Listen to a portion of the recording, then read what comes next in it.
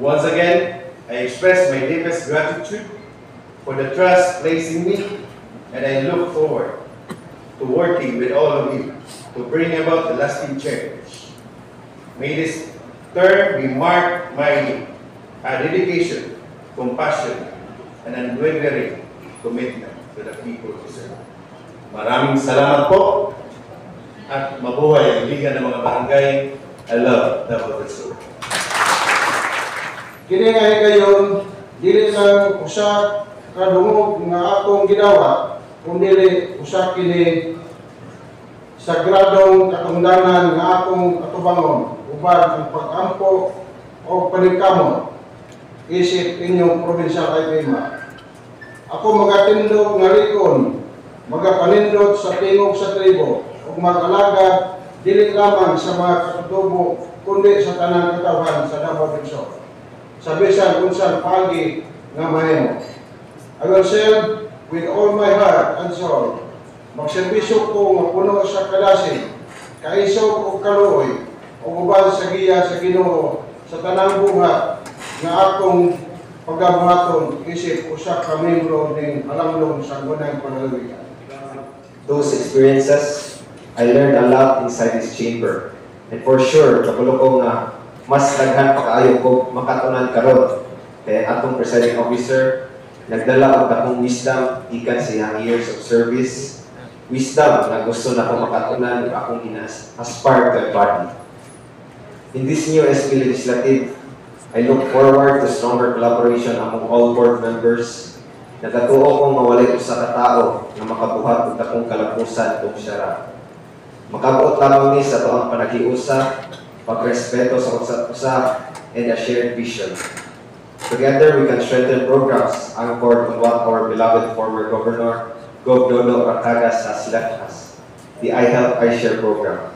Together, atong mapalambo ang mga initiative nga makapalikon sa matag sektor, labi na ang sektor na akong ina-representa, ang mga kapatanunan. To Governor Ibon, you have played a vital role in my political life as board member in our province.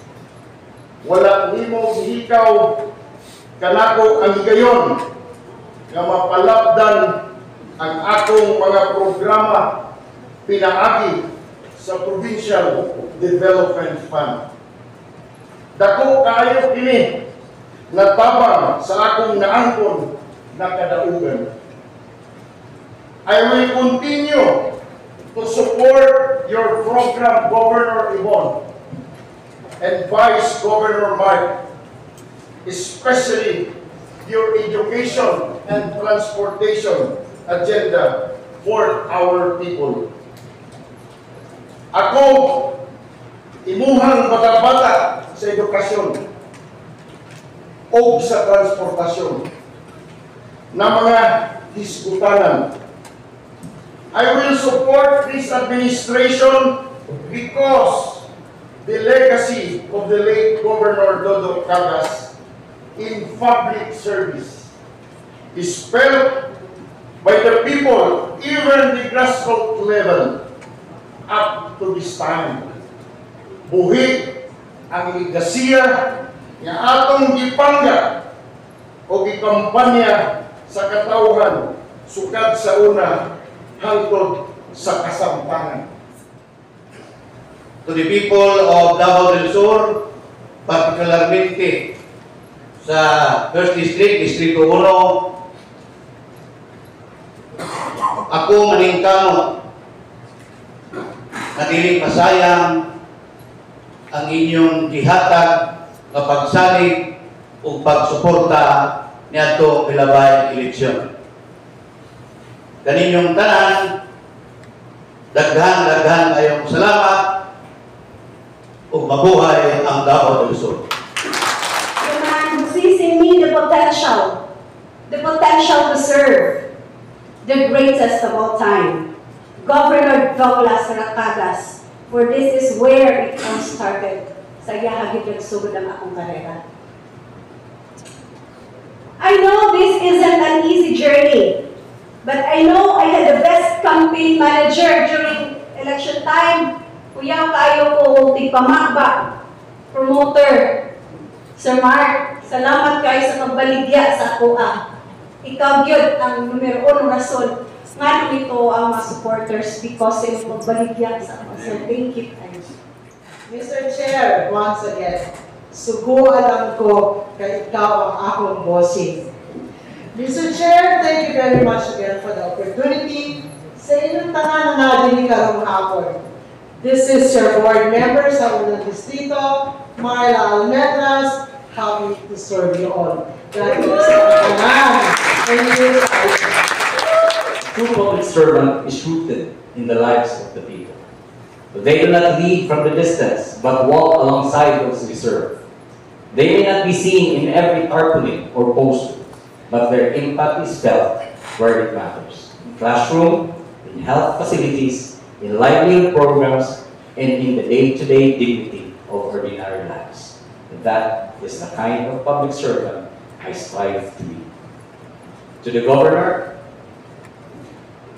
to the Vice Governor, and to my fellow board members, I acknowledge that I may come from a different political background.